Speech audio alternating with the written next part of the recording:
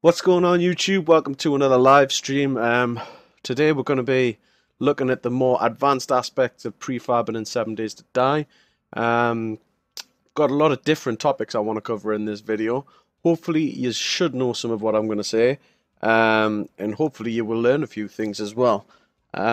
So this video is for everybody who's made a prefab and you've watched my first video on the beginners basics on how to make a prefab. So like you know how to make a little house or something like that, and you know how to export it, and then you know how to put it into the Prefabs.xml file. Okay, so topics we're going to cover in this video is how to put prefabs in prefabs, how to put entities in, such as like putting zombies in, putting cars in, things like that, one-time entities. Physics, we're going to investigate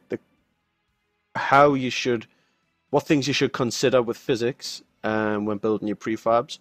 We're going to look at some nice shortcuts on how to save yourself time when making prefabs. Most importantly, we're going to be looking at air in prefabs, working out which is the best option to use when making a prefab. What setting should you have your air set at? Also, I'm going to be going over a section of do's and don'ts when making prefabs, and we are going to be looking at other things such as the Entityspawners.xml file. Couple of things to note: yes, Alpha 9 is out. I'm still in the process of learning how to put zombies in random gen and put prefabs in random gen myself. So this tutorial is advanced, but only for Naves gain, so only for static maps. You can use a lot of these techniques in random gen, but things like placing and stuff like that in the Entityspawners.xml file, that's only really going to help you in a fixed map. It's not going to help you in random gen, but still, I will be making another video specifically on random gen once I've had some more time to study Alpha 9 and get used to that. Alright, so first things first, I want to show you a prefab that I've made. Now, it's a bit shit, alright, but that's okay, because the first thing we're going to look at is air. Alright, so we're going to open up a game, and I want to show you what I've made. Alright, so here's what we've got. We've got a big post here which is representative of physics, but we're going to look at this later on. But the first thing I want you to draw your attention to is this hole that I've made. Now, some people want to make prefabs that go underground. So as you can see, here is the prefab, and it goes underground, and there is a sign underground. Now that is pretty cool. Now, you really have two choices. You can either have AirBlocks on or AirBlocks off. Now, if you were making something like a tunnel like this, you would want AirBlocks on so that these AirBlocks here are put into place. If you have AirBlocks off, then it would automatically fill this gap with whatever this material is, so it's like wasteland ground. So, as you can see, having AirBlocks on enables us to create tunnels that go underground, and we can put things underground. Now, in the prefabs.xml file, I've put this prefab in 3 different biomes, so you can see what it looks like. So at the minute, this is the prefab that this is the biome, the wasteland biome that I originally designed this prefab in. So what we're going to do now is we're just going to go into debug mode, and we're going to fly to, well, we're going to teleport to the other biomes that I've put this in. So -292 555 set position.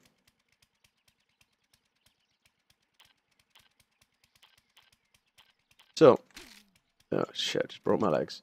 So anyway, as you can see, I'm just going to make it a bit brighter so you guys can see what's happening. as you can see, the prefab is in the land and all is good, and we have a hole which is here. So that worked pretty well. It looks a bit shit, but at least we've still got our cave, which is the main thing. One more time, because we put it somewhere else. 159 1.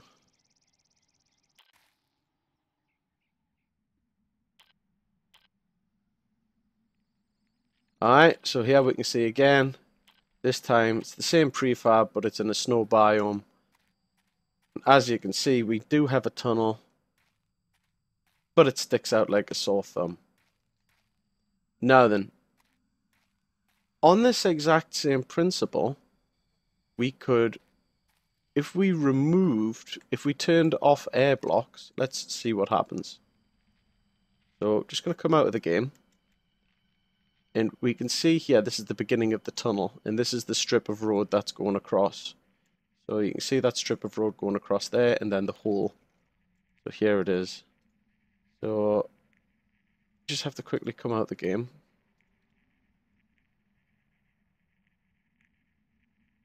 Come on.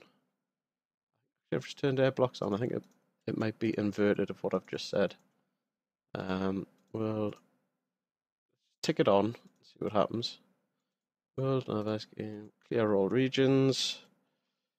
So we can click continue. And let's see if the hole is filled. If the hole isn't filled, I just need to toggle it off again. Ah, the hole is filled. So as you can see, the hole has been filled. Now we can press G and we can look through the floor and we can see the sign is still there. But all of the air blocks have been filled in with whatever is in this biome, which in this case is snow. Now, you might go, oh, well, that's shit, because, like, I want to make a tunnel. But this can be very, very useful. Now, let me explain.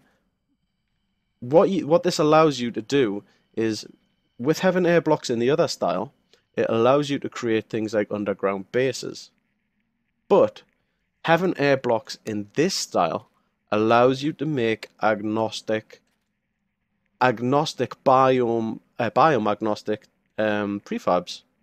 So the next thing we're going to do is we're going to look at how we can make a biome agnostic prefab. So in order to do that, we are going to teleport to a new place. Just putting debug mode on, and I'm going to fly to my secret location. -390, 710. Don't forget, people, if you like these videos, if you learn something new, please leave me a like, a comment, or even subscribe.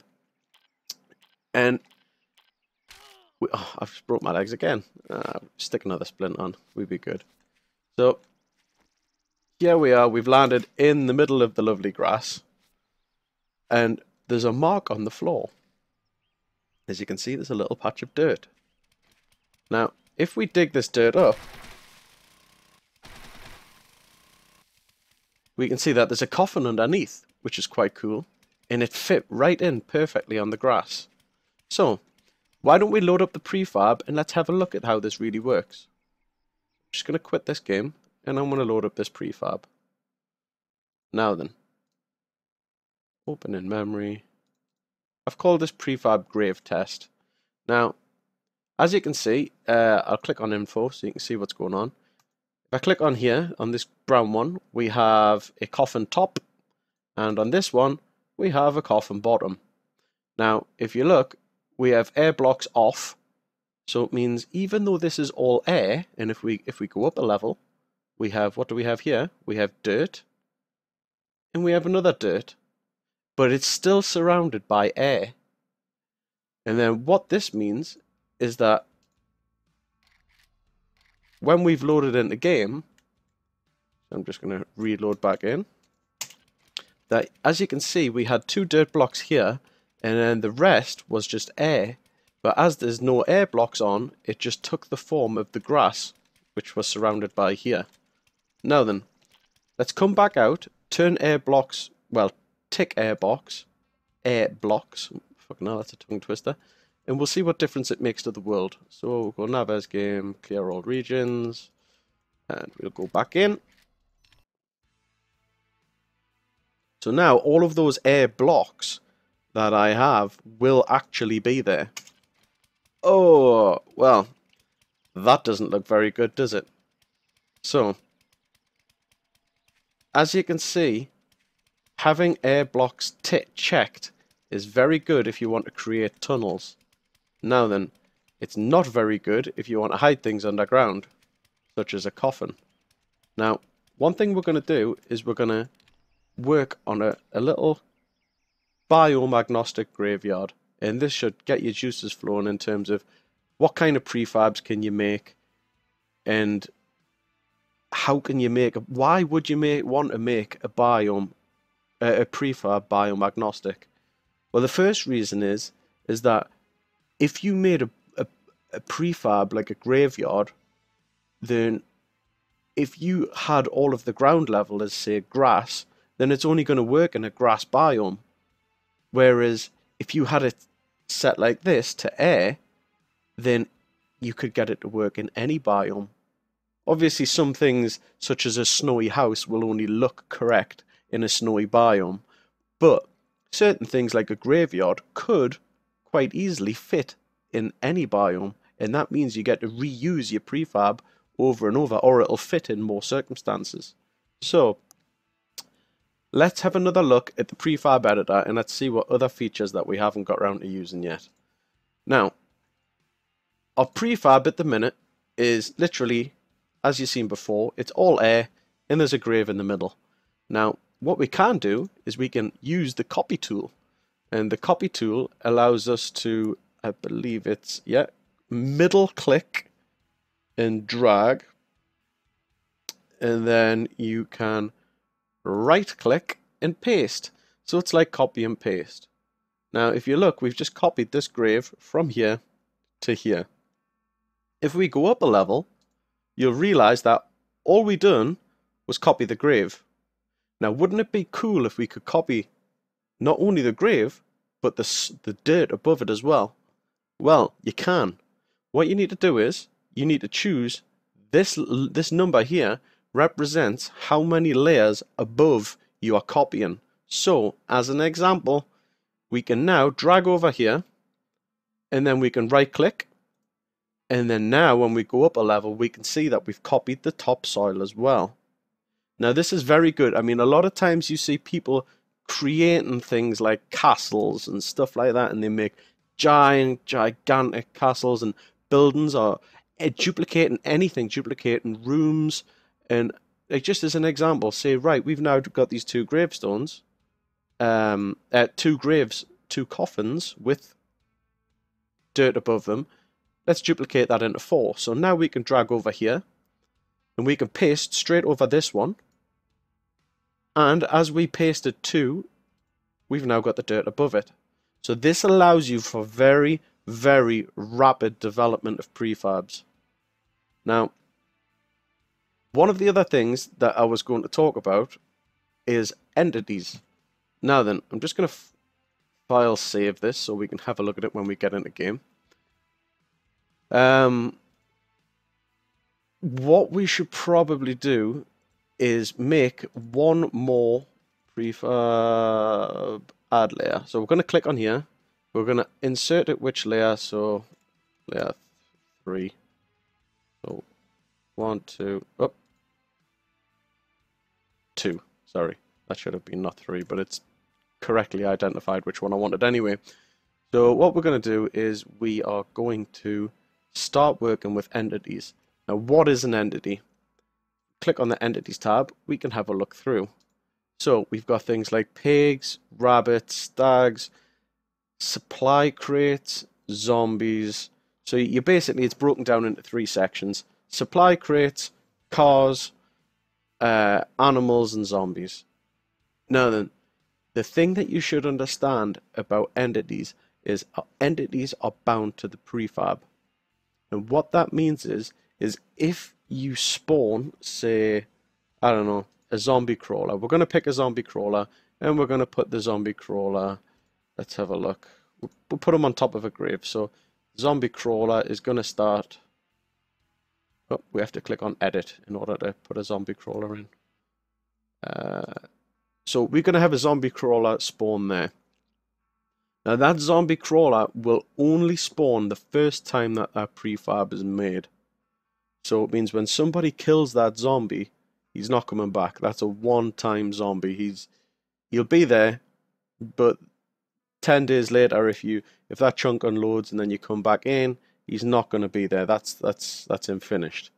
So we're going to put a zombie in, and we are going to put a car in. So we'll just put, say, car here.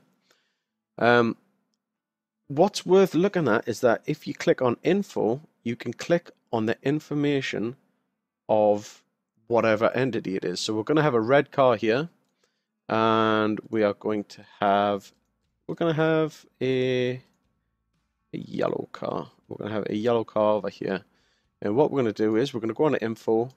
We're going to click on car yellow, and you have an XYZ axis. Pre to Alpha 8, you used to use the X axis to rotate the car, but for some strange reason now you use the Y. So we are going to have the Y one at a 90-degree angle to the red one. So we're just going to go to File, Save, World Nav as Gain, Clear All Regions, and now we can continue our game. So now when we continue the game, there should be a crawler and 2 cars right beside where we are. So there's our cars, and the crawler hasn't spawned in for some reason. But I don't know if it's because I've spawned in, like, 1 second. Run away and then come back and hope that he comes. Crawler. Crawler.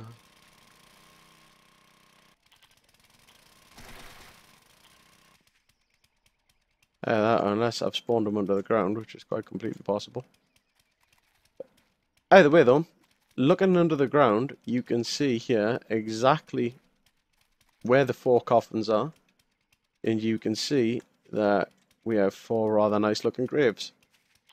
Now off the top of my head, I'm not sure why. Actually, yes, I do know why the zombie hasn't spawned.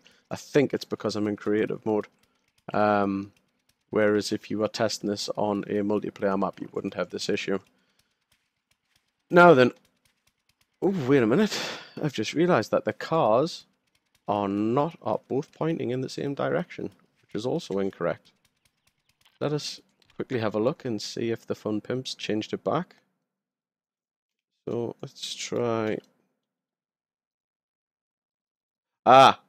No, one thing to note is that once you've changed it to 90 degrees, you have to press update on entities, otherwise it does not update. And this zombie crawler, I've got no idea why he's not there, but I think it's because it is it's creative mode. So let's just have another look and see if that car has actually rotated. Should have done. Yay! So we have a car that's rotated now. Isn't that wonderful? Now then, as we're attempting to make a biome agnostic prefab, let's see what this prefab looks like if we were to drop it in another biome.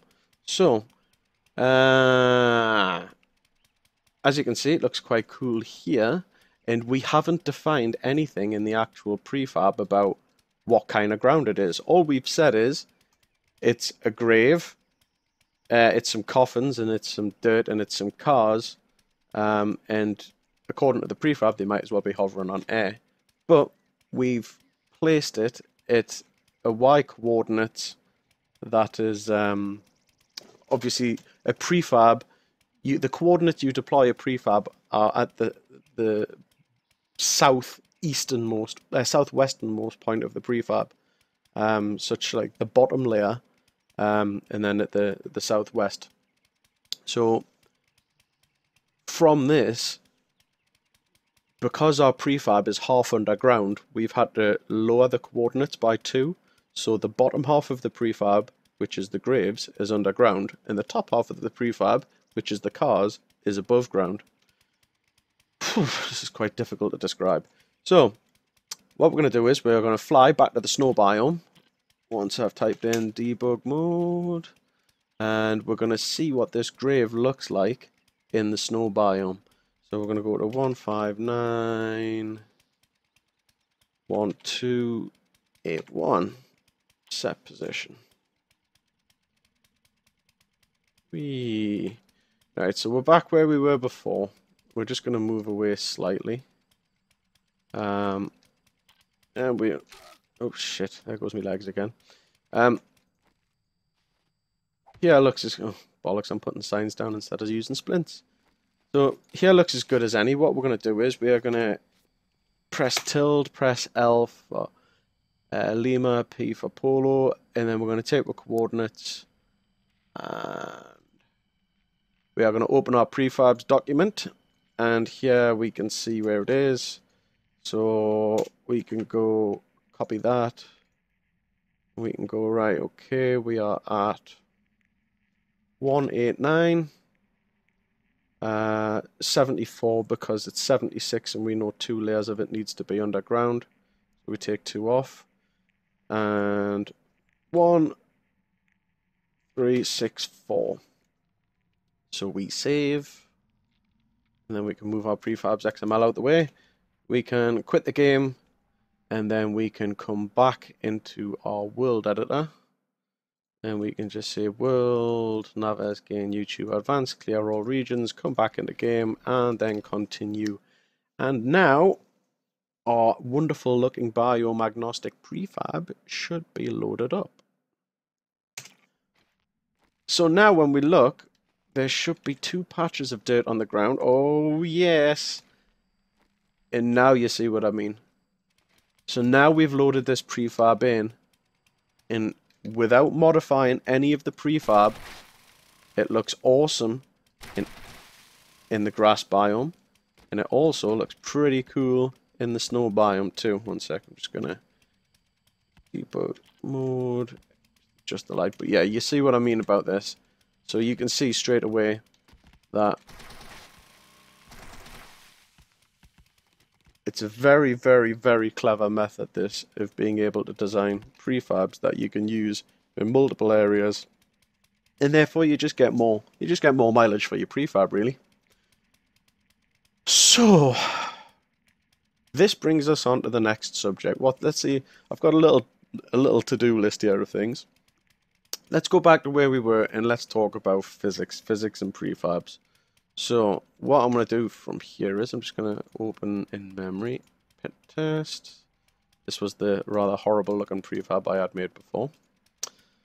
And we are going to, actually we can just fly along the road because it's here, isn't it? Now, a lot of people like to design as if they're playing Minecraft. 7 Days to Die isn't Minecraft. I'm just going to get some clay because this is what I've made this out of. Building a prefab allows you to work outside the boundaries that would naturally be possible if you were making the model in game. Now, what I mean by that is, here is a lump of clay. I stand on the lump of clay, all is well. Here's another lump of clay, I stand on it, all is well. Here's a third, everything falls down. Now, here is also more clay, but if you note that clay can only go 1, 2, 3, and then it falls down. However, I have clay here that goes 1, 2, 3, 4, 5, and it still doesn't fall down. If I put one on the end in game, you bet your ass it's going to fall down. However, you can design prefabs like this, which are longer than the material would normally allow. One thing to note though is that just in this example, I can jump up and down. Depending on the material, it might not support you. You might just crash through the roof, and then you'd be in trouble. So just bear that in mind. You might be able to build all kinds of weird things out of weird materials that you couldn't normally build out of. But bear in mind, sometimes they do collapse, and all it might take is for you to accidentally place a block and then the whole thing's coming down like a deck of cards. Some poorly made prefabs, or not necessarily even poorly made, just unfortunately made ones due to the physics, you might end up with something like a deer or a rabbit spawning on top of your prefab, and that ends up caving your roof in. So, something to be aware of. Alright, what we're going to do now is we are going to look at how we can use prefabs in prefabs. So, let's head back. Just going to... For those of you who watched my first ever video, my first ever project that we made as part of our tutorial was to make a crappy little hut. Now, what we're going to do is we're going to bring that actual entire prefab of that crappy little hut into this prefab, and we're going to have a look at how we can use it and how we can manipulate it. So, what we can do is we can click on prefab and we can go to import prefab. So we can click on here and then we can have a look for, I believe it was called YouTube Tut. There it is. And insert our top left of import. So we can go, yeah, left 10, down 10, layer number 2. And we don't want to copy AirBlocks. And there we go, we brought our prefab in. We've kind of brought our prefab in halfway in. Ah, yeah, shit. Shouldn't have probably done that. I've made a bit of a mess. Because I forgot that. It's the graveyard one, that is too. Hold on a second. Open in memory. Pit test. I'm going to reload this prefab up. So what is ground 0 here? 4. So we'll put it on number 5. So import prefab. YouTube touch. So we'll just go 5, 5, and then we want it on layer 4, so 5. Copy AirBlocks. Nah. So now when we go to layer 5, we should have our little hut. So when we go to File, Save, World, Naves, Game, Clear Regions. Ah, yeah. I know, stop bugging me. You can't clear the regions while the game is running. While that world is running, should I say. So it's important to close the world down. Then you go... Fuck's sake. World, now again, YouTube, clear regions. Continue. And now our hut should be there.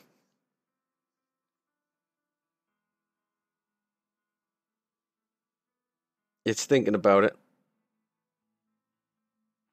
It's not responding. It's like, fuck you and your prefabs. Yeah, this isn't good. Come on. Right, let's try that again. 1 second. Just gonna save world, Naves game, YouTube, clear regions.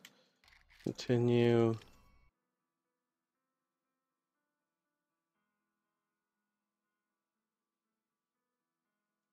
There we go. I think I caused my computer to brain fart there.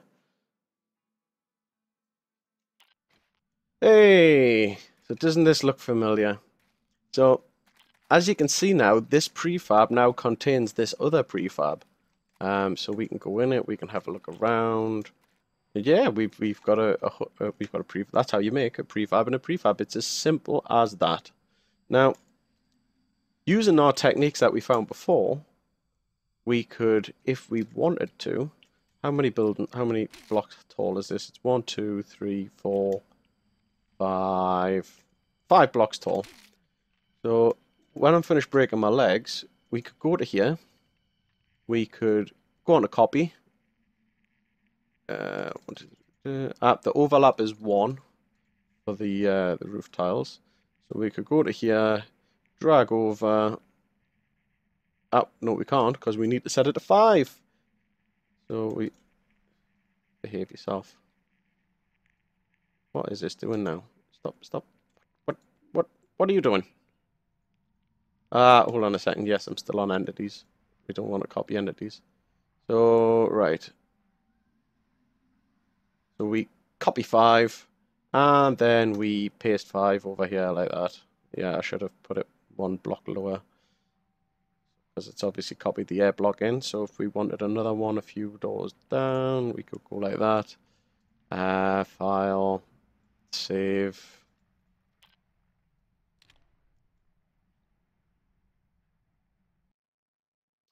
And we reset the world, and we'll go back in, and we shall have 3.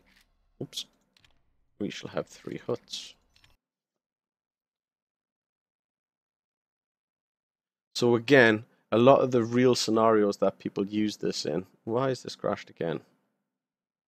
A lot of the scenarios that people use this is like, imagine building something like a castle, and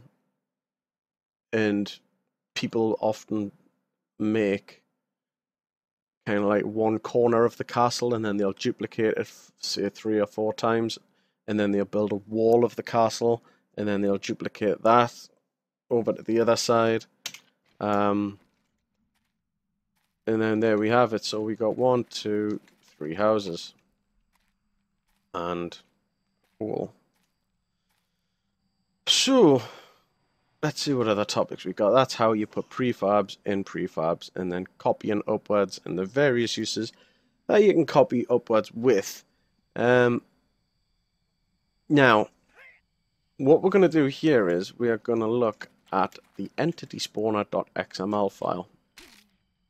Now, once I've finished breaking my legs, we're going to quit this game. And I want to explain to you what the Entityspawners.xml file is. First off, we need to find it. So, we are going to go to wherever your Steam is, and then Steam Apps, Common, 7 Days to Die, Data, Worlds, Naves Gain, Entity Spawners. So as you can see, if you click on Entities, just like Prefabs, you have a document which contains a boatload of entities, such as cars and stuff like that, and where they are on the map. Entity Spawners is a very similar thing. So, one second. So here is Entity Spawners. As you can see, it's spawning zombies, and you've got a lot of coordinates. You've got some coordinates here. You've got a trigger value, which is how much noise or how much, like, where it needs to be in order to set it off. And then this is kind of this is the radius of how.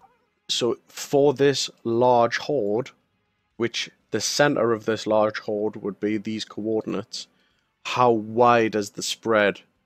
How wide is the spread of where the zombies will spawn? And there is a noise trigger as well. So if you say shot a shotgun, then that would cause a lot to spawn. Now then, what we can do is we can just copy a line from here, just to test it out, and we can paste, and then we can go back to where we just put our grave, and then we can put a zombie horde in there instead. So the difference between placing an entity and placing an entity spawner, such as a zombie entity spawner, and placing an entity in the prefab is what I mentioned earlier, is placing a zombie entity in the prefab will have it spawn once. Placing an entity spawner at the position of where the prefab is means that every time someone goes and visits there will be some sort of, depending on what time of day it is and how many zombies there are on the map, there will be zombies spawning at that point.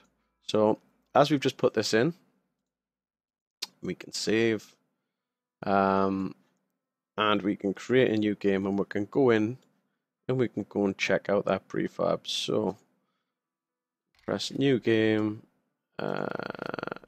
scavenger, put it on Adventurer, YouTube Advanced 2, Survival Multiplayer, blah blah blah, start.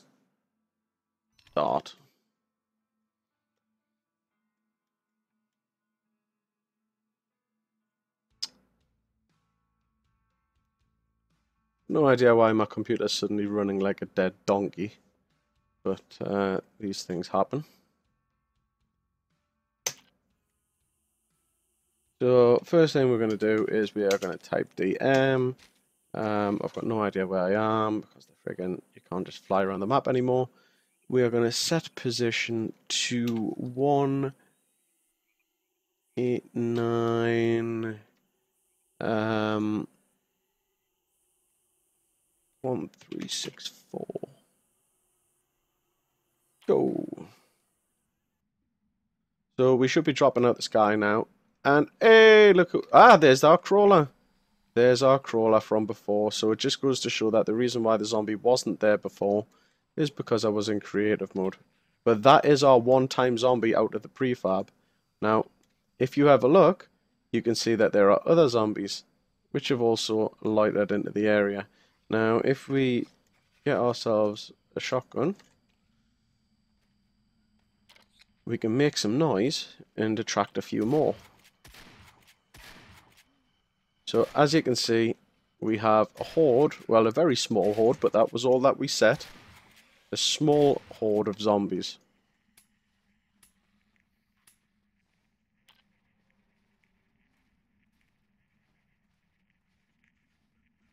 So, other things to bear in mind with the entity is if you look here, you can see different kinds. So this one is spawn snow medium. Now, as I've just put spawn normal, like, let's have a quick look.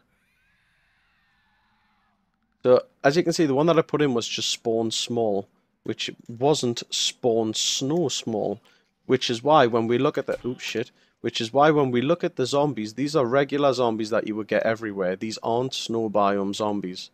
So it makes sense if you're putting hordes in a snow biome, make sure they're naturally the snow kind, otherwise they'll look slightly out of place.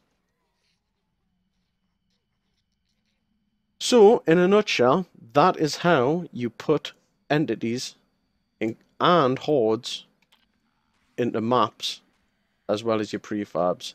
And hopefully, if you do it right, you're agnostic, biome agnostic prefabs. Now then, if you just give me 1 second, I'm going to have a look and see what other topics we have to cover. Oh shit, just close that down. So, things that we've covered, prefabs and prefabs, entities, hordes, physics, copy and layers. Yeah, let's go back and we'll have one last look at how you can do things fast with copy and layers. So we're going to go back to a creative mode.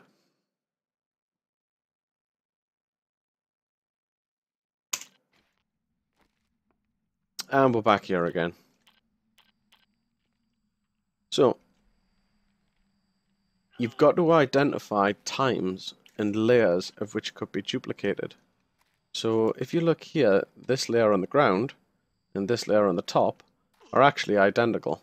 And then when you look at the two layers in the middle, this layer here and this layer here is identical.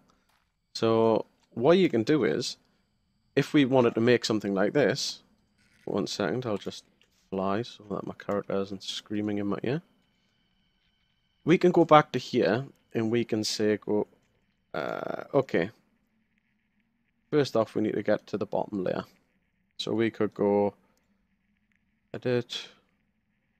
Remember, when you're clicking on edit, if you middle mouse down, you can fill a whole area if you want to. Just like that. When you're in copy mode, that pressing the middle mouse button is to highlight the area. So I'm just going to turn this back to where. So we're going to go with brick decayed tan. And I'm going to make a wall here. Yeah.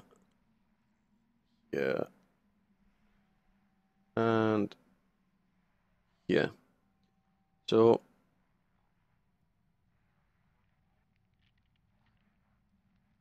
you can use duplicate layers. So if I was making, say this was just a standalone prefab, this was the only part of the prefab and all of this didn't exist, what I could do is just duplicate this up. But probably an easier way of doing it would be to say, seeing as I've got other parts of a prefab, what would probably be easier would be to highlight it, and then right click, and then now I've just copied it up. No, I haven't copied it up. Pardon. So if I highlight over like that, oh bollocks, I misclicked there. So if I say click here, you're just gonna have to ignore that. That's too wide. We can go up. Why isn't this working?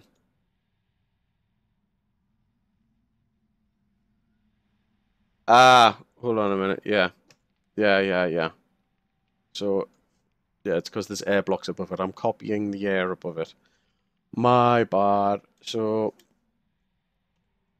what an easier way of doing it as well would be just be to copy like that. Go up a level, right click. Go up a level again, right click. Go up a level again and right click. Or what you could even do is, now that you've got it 3 times, you could say highlight like that, go up to the top, and then you've just copied another 3 layers worth. So now you've got a really tall house. But what you could also do is you could quickly click in air, knock a few windows in here, and then go back to copy.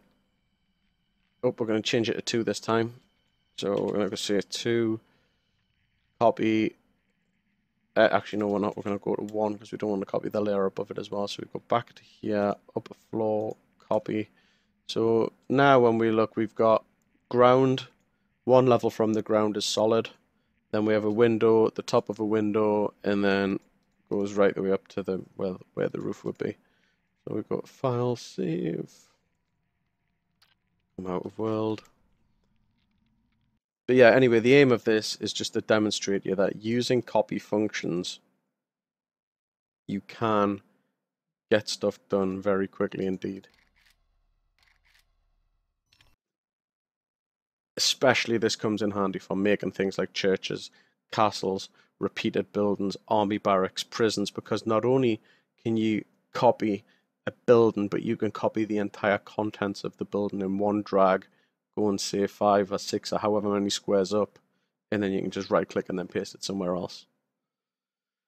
So we'll just take one last look at this and then we'll move on to something else.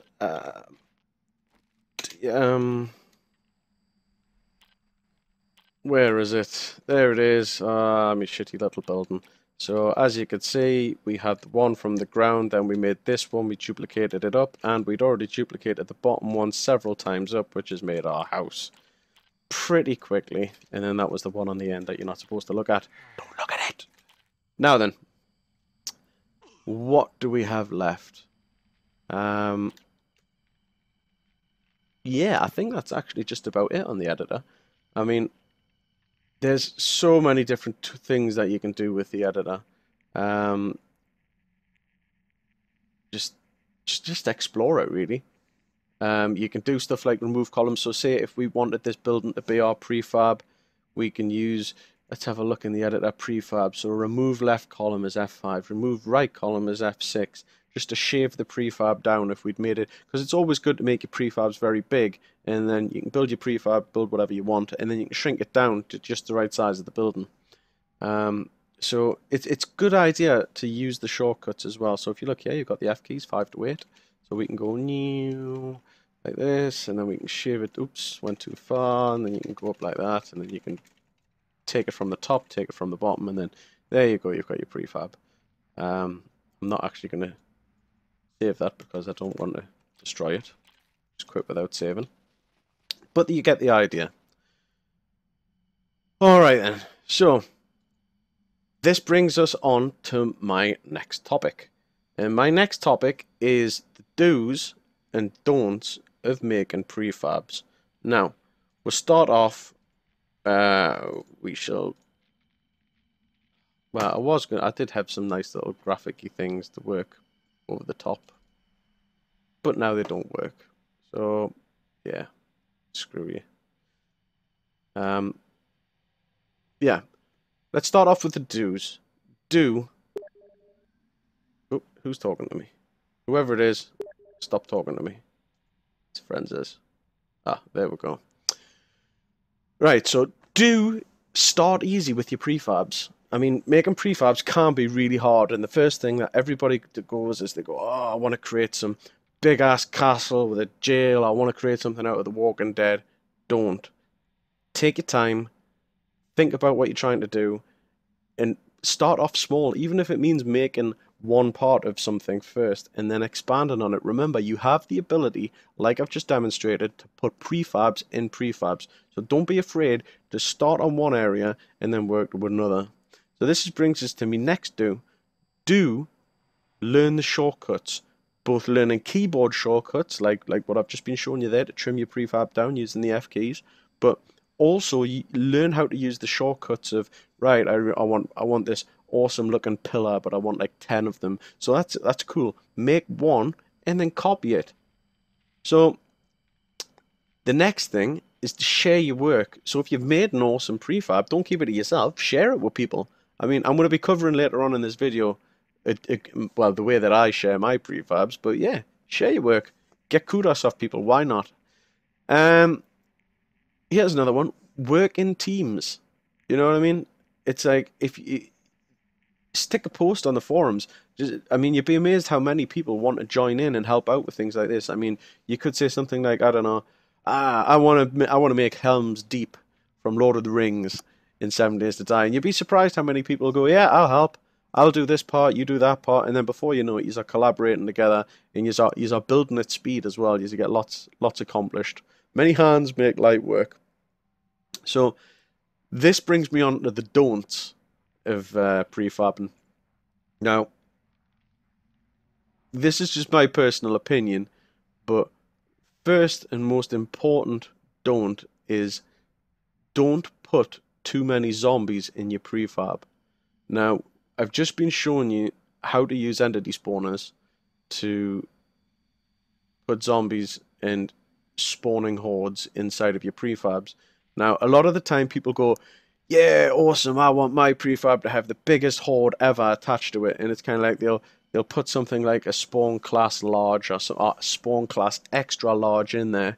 So it means that when people go near your prefab, 60 zombies spawn, all hell breaks loose. And what happens? What happens is your prefab ends up getting absolutely leveled or ruined or destroyed within a couple of game days.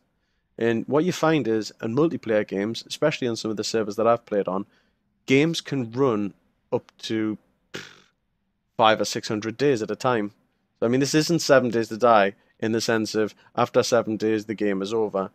On multiplayer, especially PvP servers, you will have prefabs that need to survive the test of time.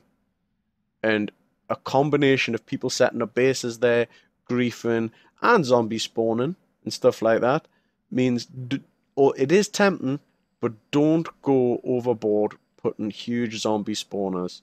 If you're going to put a bigger zombie spawner in, adjust the radius and the size of the spawner so that the zombies are more spread out. And a lot of that again is just testing. Be sure to do a lot of testing. Alright, so don't put too many zombies in your prefabs. The next thing, do not unbalance and overloot your prefab. Now, what I mean by that is everybody likes to put goodies in the prefab so that people will go there and people will explore. But it's 7 Days to Die. People like to explore stuff anyway. As soon as they go, it's not the houses in Deersville, they'll go and have a look. They'll go and check out what it is.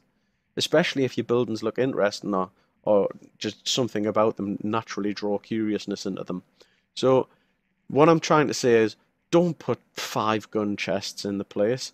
Don't put things like 10 desk safes in a room. I mean, okay, I've seen prefabs of banks and stuff like that, and yes, it does make sense to put some safes in a bank, yeah. But it's the difference between putting 5 safes or something like that in to putting in 20 or 30 or 50 safes. Because all that's going to happen is that whoever gets there first is going to dig a hole, put a land claim block down in, and then fortify the place, and then no one else is going to get in. So yeah, think about the balance of your prefab and be careful not to overloot it. Okay, so the next don't of prefabbing is don't try and hide resources underground. I mean, a lot of prefabs you see, people try and do,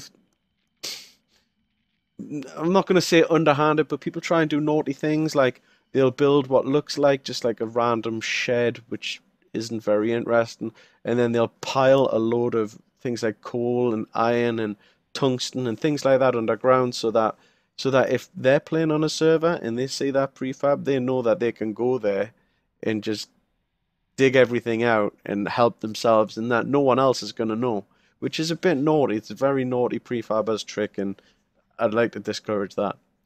All right, this brings me to the next thing: is don't design for yourself. I mean, it's all well and good. I mean, everybody likes to see pimp ass bases with houses which look cool with flat screen TVs and stuff like that. But there has been a few prefabs made which all they are is a building which is ultimately fortified in the first place.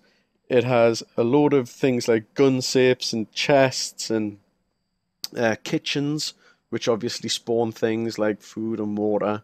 And they've got their own collection of coal and stuff outside and barbed wire outside and things like that. And again, if you design it like that, then it just means the first person who gets in there puts a land claim block and goes, right, instantly I have a load of gun safes, I've got an infinite supply of food, an infinite supply of water.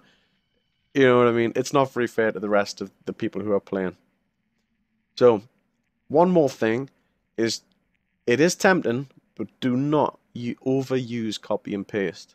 Now, it's very easy if you're making a large scale building like, I don't know, a school or a prison or a college or something like that, to just copy and paste room after room after room, or copy and paste something like a chair formation or a desk formation over and over and over again. Yes, it allows you to cover a lot of design. It allows you to make lots of stuff very quickly, but it needs to vary. It needs to have variation. Otherwise, people will just get bored because they'll go, "Yes, we know what's in here." And I mean, it's kind of like in Deersville when 7 Days to Die was in an early alpha, and it was kind of like people knew within a couple of games which houses had gun safes in, which houses didn't have gun safes in, which houses you could escape into the loft or the attic, should I say? You know, which ones you couldn't, and it kind of ruined the mystery a little bit. Whereas people should be going into rooms, not really knowing what to expect.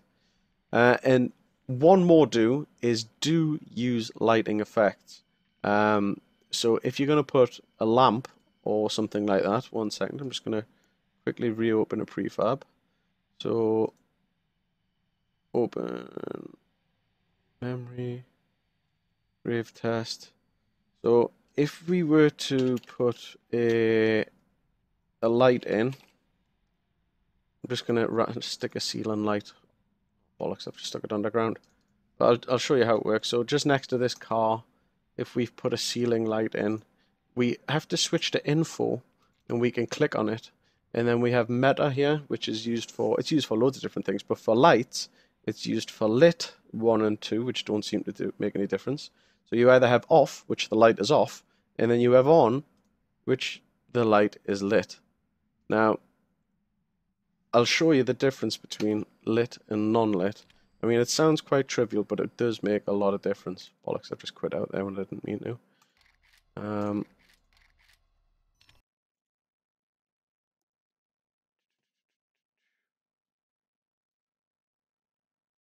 1 second. I'm just going to reload into the game, and I'm just going to show you the difference that some lighting could make. Prefabs.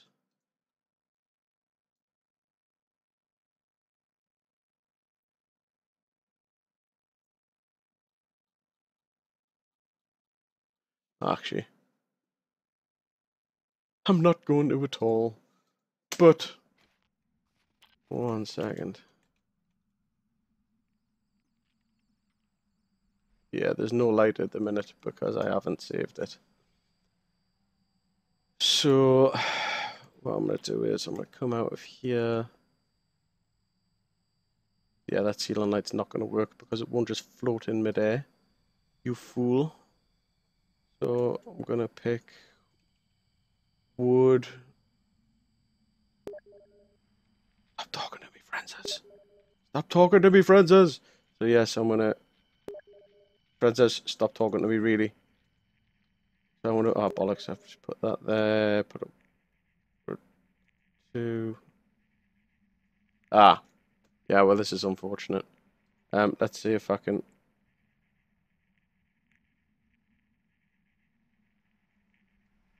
See if I can actually just place a ceiling light on the floor. There. And see if we can place one there. Info. So that one's off. And this one is on. File, save. Wait.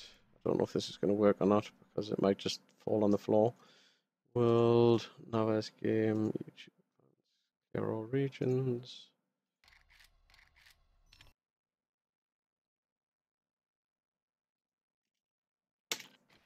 Ah, there we go. So our light has worked. So yeah, if you're making buildings, use light.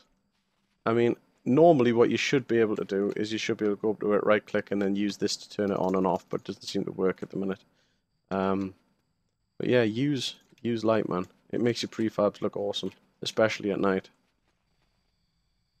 Alright, I have one final topic that I want to bring up with yourselves, and that is how do you share prefabs? What is the best method of sharing prefabs?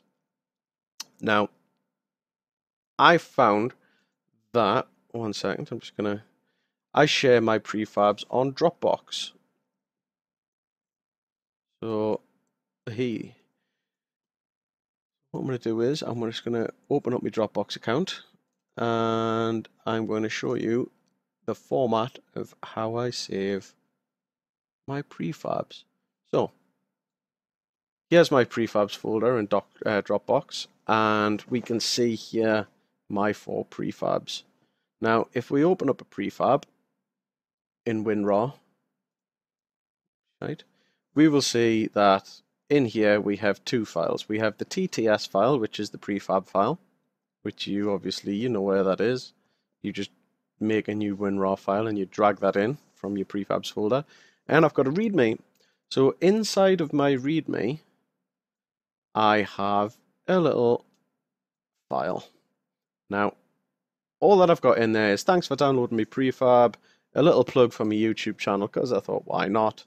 And then here's the important bit.